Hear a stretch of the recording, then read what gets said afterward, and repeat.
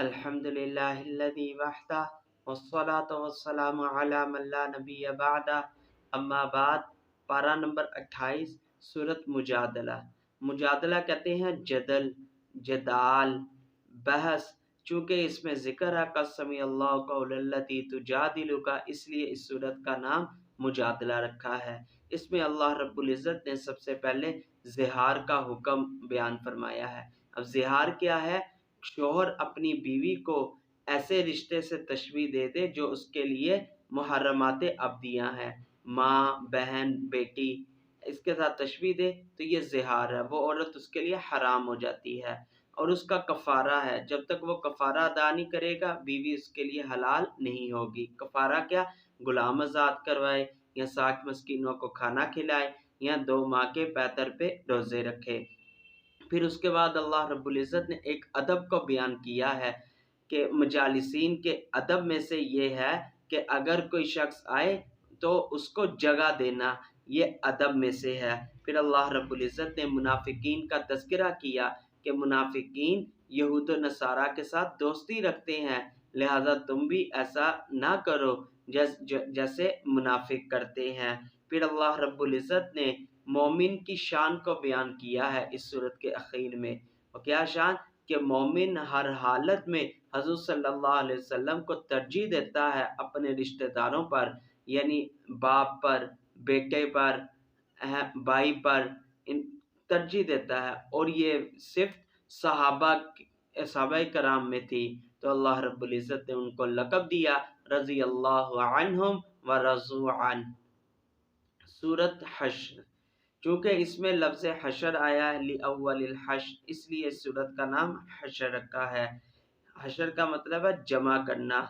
اس میں اللہ رب العزت نے یہود مدینہ جو ان سے تھے، مدینہ کے جو یہود تھے، ان کے انجام بد کا ذکر کیا ہے، ان کو سزائیں ملی، ان کے جو سے بد اعمال تھے اس کی ان کو سزا ملی، ان کی بری عادات تھی، اللہ رب العزت نے ان کی سزا دی۔ وہ سزا کیا؟ کہ ان کو شہر سے ہی نکال دیا۔ حضرت عمر فاروق رضی اللہ عنہ نے قانون نافذ کر دیا تھا کہ پورے جزیرہ عرب میں یہود کا نام و نشان بھی نہ ہو، ان کو جلا وطن کر دیا تھا ان کے برے عادات کی وجہ سے۔ پھر اللہ رب العزت نے اس میں سمجھایا ایک ہوتا ہے مال غنیمت، ایک ہوتا ہے مال فیء۔ مال غنیمت جو جنگ کے بعد حاصل ہوتا ہے مال، اور مال فیء جو بغیر جنگ کے حاصل ہوتا ہے، اس کا اللہ رب العزت نے ذکر فرمایا ہے۔ پھر اس صورت میں اللہ رب العزت نے فرمایا لو انزلنا هذا القرآن يهدي للتي لو انزلنا هذا القرآن على جبل لرأيته خاشعا متصدعا من خشیۃ اللہ۔ پہاڑ اگر یہ قرآن پاک اگر پہاڑوں پر نازل کرتے تو پہاڑ ریزہ ریزہ ہو جاتے۔ اللہ رب العزت نے کرم کیا، اس قرآن کو حضور صلی اللہ علیہ وسلم کے سینہ اقدس میں نازل کیا، پھر اسے زبان پہ لے کر آئے، پھر اس زبان سے ساری امت نے، صحابہ کرام نے سنا، تو اسے چلتا چلتا یہ قرآن مومنین کے قلوب میں آیا۔ پھر اللہ رب العزت نے کچھ اسماء حسنہ کا ذکر کیا ہے۔ اسماء حسنہ سے اپنے کام کروانے چاہیے۔ اسماء حسنہ بڑی اہم ہے، اس کا اہتمام کرنا چاہیے۔ اس میں جو اللہ رب العزت نے اسماء حسنہ ذکر کیے، اس سے ہم اپنے مسائل کو حل کروا سکتے ہیں۔ سورۃ ممتحنہ۔ ممتحنہ یہ ایک مشہور واقعہ ہے، حاتم بن ابی بلداد اس کا واقعہ ہے۔ اس موقع پر یہ سورت نازل ہوئی۔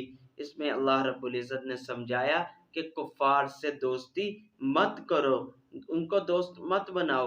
پھر اللہ رب العزت نے ابراہیم علیہ السلام کی مثال دی کہ دیکھیں ابراہیم علیہ السلام کے والد کافر تھے، مشرک تھے، انہوں نے والد کو چھوڑا، اللہ کو نہ چھوڑا، اور ہمیں سمجھایا کہ اگر والدین مشرک ہوں، شرک کر رہے ہوں، اور تمہیں شرک کرنے کا کہیں تو والدین کو چھوڑ دو، اللہ کو کبھی نہ چھوڑو۔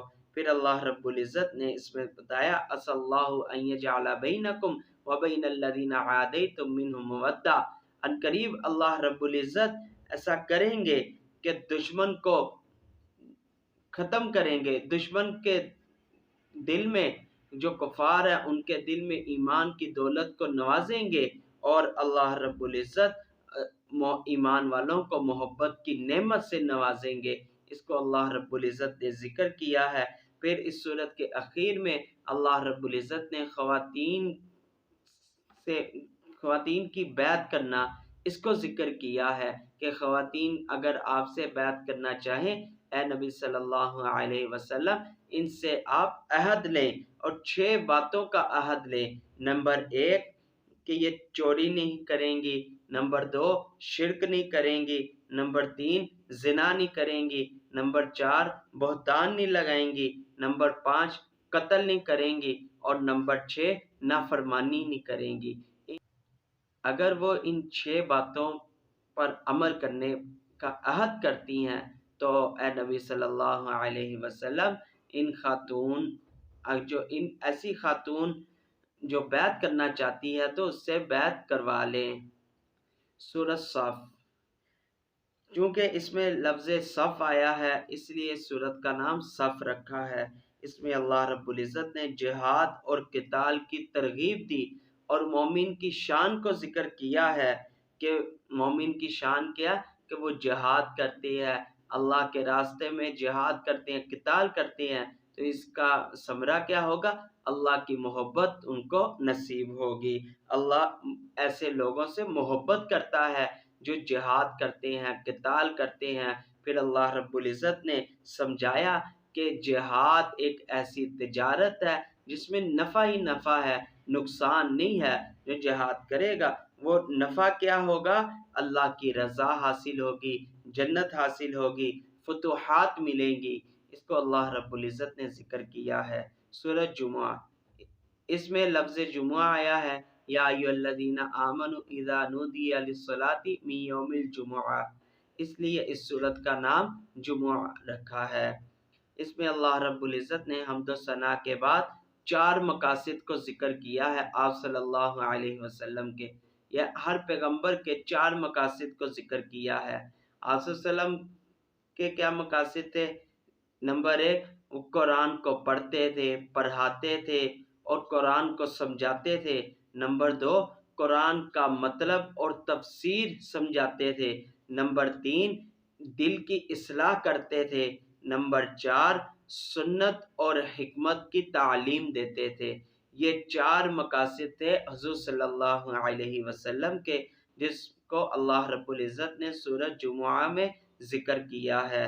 پھر اللہ رب العزت نے یہودیوں کی مثال کو ذکر کیا ہے، ان کو تشبیہ دی گدھے کے ساتھ۔ جیسے گدھا ہے، گدھے کے اوپر جتنی مرضی کتابیں لاتے اس کو کوئی پرواہ نہیں ہوگی، کوئی اس کو اثر نہیں ہوگا۔ ایسے ہی یہود ہیں، ان کو آپ جتنا بھی سمجھا دیں، ان پہ جتنے بھی ان کو دلائل بتا دیں، ان کو کوئی اثر نہیں ہوگا۔ پھر اللہ رب العزت نے ہمیں سمجھایا کہ یہودیوں سے کہیں اگر تم سچے ہو تو موت مانگو، یہ کبھی نہیں موت مانگ سکیں گے، ان کو پتہ ہے اپنے اعمال کا۔ پھر اللہ رب العزت نے جمعے کا مسئلہ ذکر کیا، یا ایھا الذین آمنوا اذا نودی للصلاۃ من یوم الجمعۃ فاسعوا الی ذکر اللہ وذروا البیع، جیسے ہی جمعے کی پہلی اذان سنو تو اب خرید و فروخت کو بند کر دو۔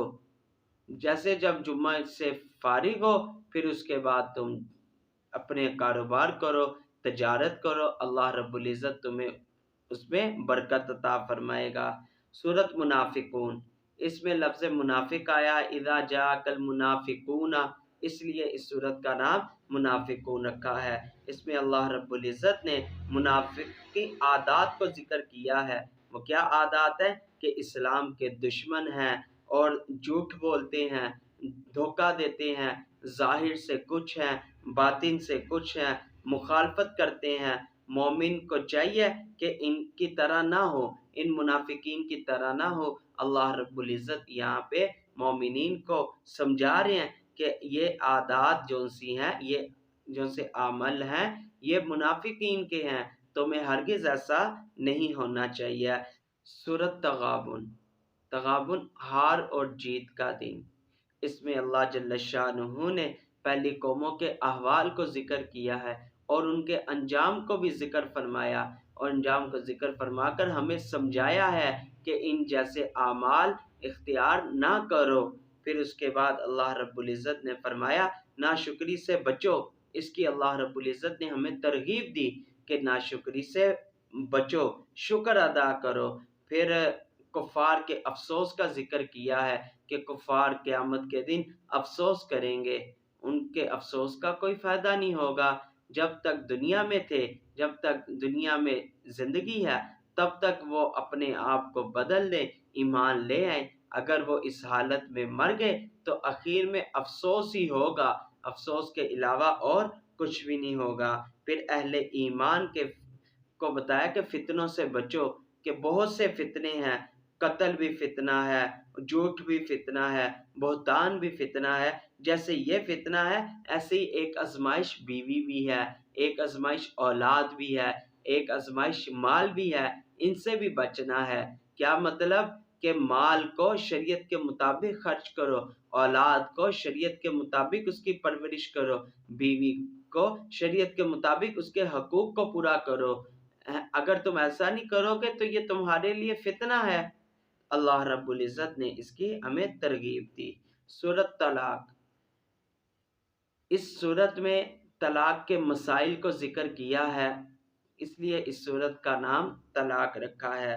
اس میں اللہ رب العزت نے سب سے پہلے طلاق کے مسائل کو ذکر فرمایا، پھر اس کے احکام کو ذکر فرمایا، پھر اس کے بعد رجوع کی بات کی، اس کا ذکر فرمایا۔ اگر کوئی رجوع کرنا چاہے تو اس کے کیا کرنا چاہیے، اس کو اللہ رب العزت نے ذکر فرمایا۔ پھر تقوی کا ذکر فرمایا ہے اللہ رب العزت نے، اور تلقین کی کہ تقوی اختیار کرو، اے ایمان والو تقوی اختیار کرو۔ سورۃ تحریم، تحریم، اس میں لفظ تحریم آیا، یا ایھا النبی لما تحرم ما، اس لیے اس سورت کا نام تحریم رکھا ہے۔ اللہ کے نبی صلی اللہ علیہ وسلم نے قسم اٹھا لی کہ میں شہد نہیں کھاؤں گا، تو اللہ نے وہی نازل کی کہ اے نبی صلی اللہ علیہ وسلم، آپ ایسی چیز کو اپنے اوپر حرام کیوں کرتے ہیں جس کو اللہ نے حلال کیا ہے؟ آپ اپنی قسم کو توڑیں اور اس شہد کا استعمال کریں، یہ حلال چیز ہے۔ پھر اللہ رب العزت نے ازواج مطہرات کو فرمایا کہ آپ پیغمبر کا خیال رکھیں، اس کی تلقین کی اللہ رب العزت نے۔ پھر اس کے بعد مومن کو جہنم سے بچنے کی اور توبہ کی ترغیب دی کہ مومن کو چاہیے کہ وہ جہنم سے بچنے والے اعمال کرے اور توبہ میں لگا رہے، اور توبہ بھی کیسی؟ یا ایھا الذین آمنوا توبوا الی اللہ توبۃ نصوحا، توبہ خالص توبہ کرے۔ ایمان والوں کو چاہیے کہ وہ اللہ سے خالص توبہ کرے، اس کی اللہ رب العزت نے ترغیب دی۔ پھر اس کے بعد اللہ رب العزت نے اس صورت کے اخیر میں سمجھایا اور ایک خاتون جنت حضرت مریم علیہ السلام کا ذکر کیا، ایک خاتون جنت حضرت آسیہ جو فرعون کی بیوی ہے اس کا ذکر کیا، پھر خاتون جہنم کا بھی ذکر کیا، لوط علیہ السلام کی بیوی اور نوح علیہ السلام کی بیوی، اور مستورات کو سمجھایا کہ یہ جو خاتون جنت ہے ان جیسا بنو، خاتون جہنم جیسا نہ بنو۔ اللہ رب العزت سے دعا ہے اللہ رب العزت ہم سب کو جنت کے اعمال کرنے کی توفیق عطا فرمائے، ایسے اعمال کرنے کی توفیق عطا فرمائے جو جنت پہ لے جانے والے ہوں۔ اللہ رب العزت ہم سب کو عمل کرنے کی توفیق عطا فرمائے۔ وآخر دعوانا ان الحمد للہ رب العالمین۔